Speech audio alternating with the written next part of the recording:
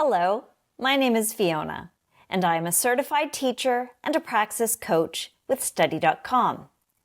Are you planning to take the Principles of Learning and Teaching Grades 7 to 12 exam?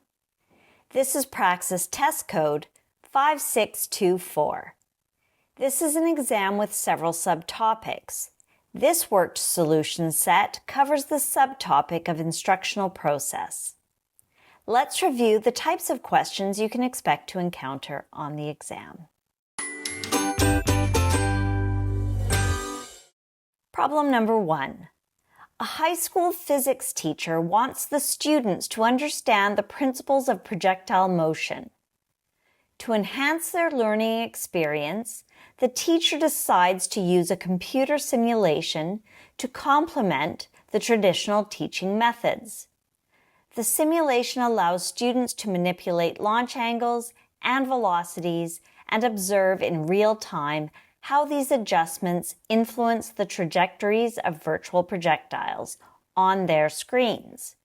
Which of the following best describes how the integration of the computer simulation aligns with instructional strategies associated with virtual instruction? Underscores experiential learning by making abstract concepts tangible. Promotes inquiry-based learning by encouraging student exploration. Exemplifies project-based learning by incorporating collaborative analysis. Or facilitates direct instruction through interactive simulations. Let's examine how the integration of a computer simulation aligns with instructional strategies associated with virtual instruction for teaching the principles of projectile motion. First, exemplifies project-based learning by incorporating collaborative analysis, focuses on long-term projects and collaboration, which isn't the primary aim of the simulation. Next, facilitates direct instruction through interactive simulations, involves teacher-centered instruction, whereas simulations often encourage more student-centered exploration. While underscores experiential learning by making abstract concepts tangible, captures the hands-on aspect, it doesn't fully highlight the investigative nature of using simulations. The best description is promotes inquiry based on learning by encouraging student exploration. As the simulation allows students to experiment with variables and discover principles of projectile motion through active investigation. Problem number 2. Mrs. Garcia specializes in teaching 7th grade history and is now aiming to make her lessons more engaging to promote active student participation. She is already known for her innovative teaching methods, but would like to incorporate something new into her lessons to really captivate the students' attention in the classroom.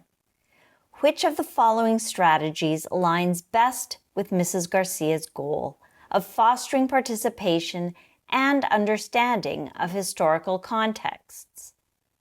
Utilizing student-centered learning, assigning group projects, organizing debates on historical events, or utilizing the think, pair, share technique.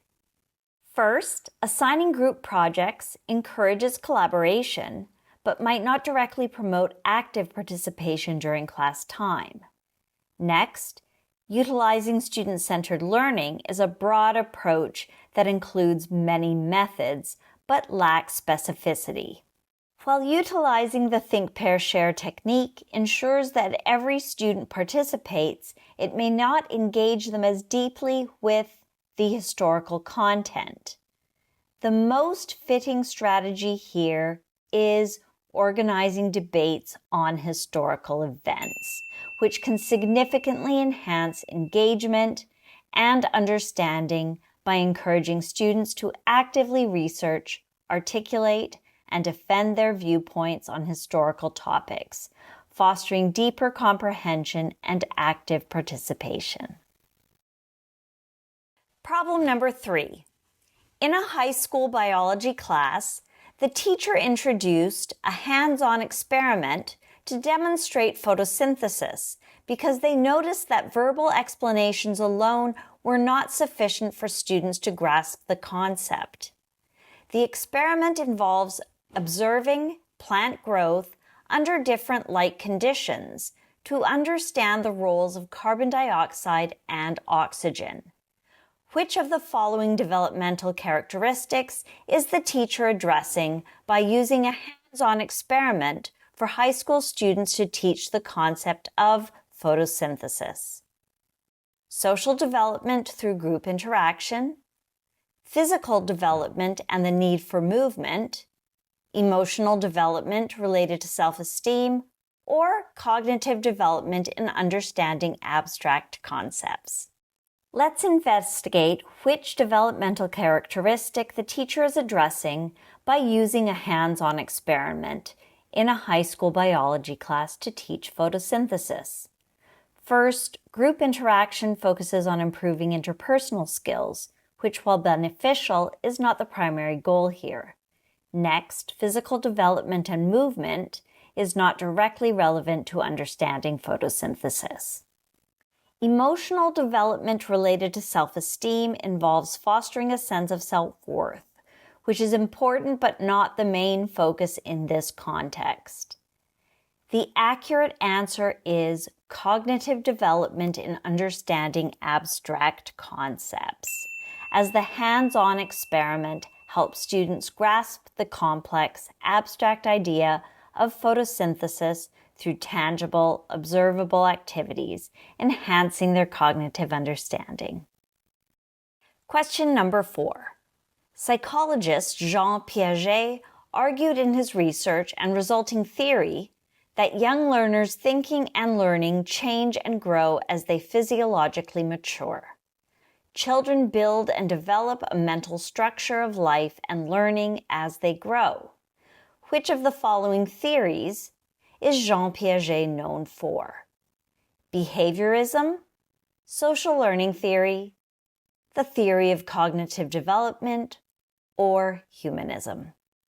Let's explore the theories to identify which one Jean Piaget is known for. First, behaviorism focuses on observable behaviors and the responses to environmental stimuli. Next, social learning theory emphasizes learning through observation and imitation. Neither of these are associated with Piaget. Humanism centers on individual potential and personal growth, but this is not Piaget's focus. The accurate answer here is the theory of cognitive development, as Jean Piaget is renowned for his research on how children's thinking and learning evolve as they mature, building mental structures over time. I trust that I was able to clarify the types of questions you will find about the subtopic of instructional process for the Praxis 5624 exam.